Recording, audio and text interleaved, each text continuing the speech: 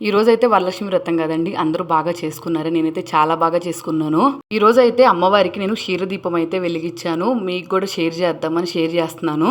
మనకేమైనా ఎక్కువగా ఆర్థిక సమస్యలు ఏమైనా ఉంటే అలాంటప్పుడు ఈ క్షీరదీపము శుక్రవారం వెలిగించుకున్నాం అనుకోండి, ఆర్థిక సమస్యలు చిన్నగా తగ్గుతాయి. ఇప్పుడు శ్రావణ మాసం కదా, శ్రావణ మాసంలో వచ్చే శుక్రవారాల్లో ఈ క్షీరదీపం అయితే వెలిగించుకోవచ్చు. లేదు మీకు ఈ శ్రావణ మాసంలో ఈ క్షీరదీపం వెలిగించుకోవడానికి టైం కుదరలేదు అనుకోండి, నార్మల్ శుక్రవారాలు ఉంటాయి కదా, ఆ నార్మల్ శుక్రవారాల్లో అయినా ఈ క్షీరదీపం అయితే వెలిగించుకోవచ్చు. ఫస్ట్ ఒక ప్లేట్ తీసుకొని అందులోకి బియ్యం అయితే వేసుకొని, ఏదైనా గిన్నెలోకి అయితే ఆవు పాలు ఉంటాయి కదా, ఆవు పాలు ఆవు నెయ్యి వేసుకొని, తర్వాత ఇలా నేను చూపిస్తున్నట్టు ఆకుల నుంచి ఒత్తినైతే పెట్టుకోవాలి. కింద బియ్యం మీద ఆకులు అయితే పెట్టుకున్నాను కదా, తమలపాకులు, మీరు కావాలనుకుంటే పెట్టుకోవచ్చు, లేదంటే పెట్టుకోకుండా చేసుకోవచ్చు. తర్వాత అయితే మనం దీపారాజన ఎలా అయితే చేసుకుంటామో అగరబత్తితో, అలాగైతే ఒత్తి వెలిగించుకుంటే సరిపోతుంది. మీకు వీలైనంత వరకు అయితే ఈ శ్రావణ మాసంలోనే ఈ క్షీరదీపం అయితే వెలిగించుకోండి, చాలా మంచిది. ఒకవేళ ఈ శ్రావణ మాసంలో కుదరకపోతే మాత్రమే నార్మల్ శుక్రవారాలు ఉంటాయి కదా, అప్పుడైనా అమ్మవారికి మనం పూజ చేసుకుని ఈ క్షీరదీపం అయితే వెలిగించుకోవచ్చు. వీలైనంత వరకు అయితే ఈ వీడియోని అందరికీ షేర్ చేయండి.